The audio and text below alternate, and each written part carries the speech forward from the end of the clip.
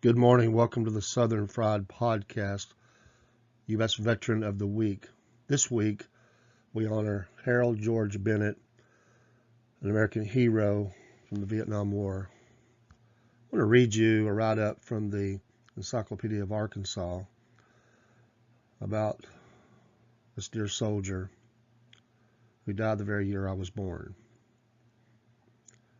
Perry County native Harold George Bennett was a Green Beret serving in Vietnam in 1964 when he was captured in South Vietnam and held as a prisoner of war. He was executed on June 25, 1965, the first American prisoner of war to be executed during the Vietnam War. He was honored with a posthumous Silver Star in 2010.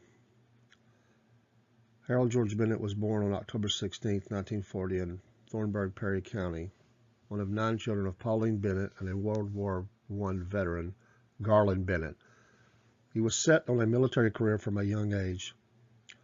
And on his 17th birthday in 1957, he quit school and went to Little Rock, Pulaski County, to enlist in the U.S. Army. Bennett became a paratrooper, serving in the 101st Airborne. After re-enlisting in 1960, completed Special Forces training.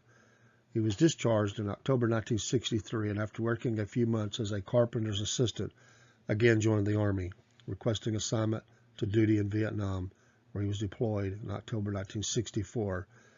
Bennett, who was serving as a radio operator at the rank of Staff Sergeant, and fellow Special Forces member Charles Crafts were serving as an advisory team with the 33rd Vietnamese Ranger Battalion when they were attacked at Ba Gia in Binh Thuy Province on December 29, 1964.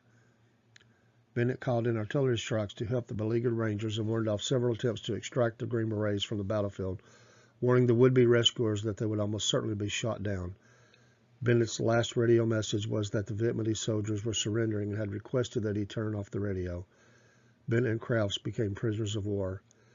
Bennett repeatedly challenged his captors, and as a result of his tenacity and insubordination, was blindfolded and beaten, given reduced rations, and shackled in solitary confinement for long periods. He tried to escape from captivity 3 times, injuring a guard during the 3rd bid for freedom, which may have led his captors to select him as an act of retaliation when several Viet Cong were executed in South Vietnam. He was executed on June 25, 1965, his 179th day of captivity, with a Viet Cong order of the day calling him an American aggressor who had committed many crimes against the South Vietnamese people, and stating that his death serves to warn the United States aggressors and their henchmen who have committed acts of utmost barbarity that the murderers must pay the blood debts. The U.S. State Department, condemned Bennett's death as a wanton act of murder. His body was never recovered. Crafts reported the details of Bennett's captivity when he was freed in 1967. In 2006, Bennett's family was presented his Combat Infantry's Badge, National Defense Medal, Vietnam Service Medal, Prisoner of War Medal, U.S. Army Good Conduct Medal, and the Purple Heart. U.S. Senator Blanche Lincoln pursued further recognition of Bennett's bravery, resulting in him receiving a posthumous Silver Star, the 3rd highest award for valor given to American troops. In 2010, the Perryville Post office was named in Bennett's honor. In 2016, Harold George Bennett's name is inscribed on Wall 1E, Line 79 on the Vietnam Veterans Memorial in Washington, D.C. We will never forget our soldiers. We'll never forget our American heroes.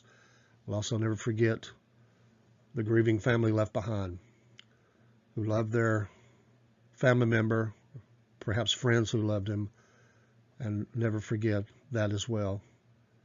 We want to never take lightly the cost of freedom. The U.S. military member's job is to go when they are called into duty, no matter where it's at.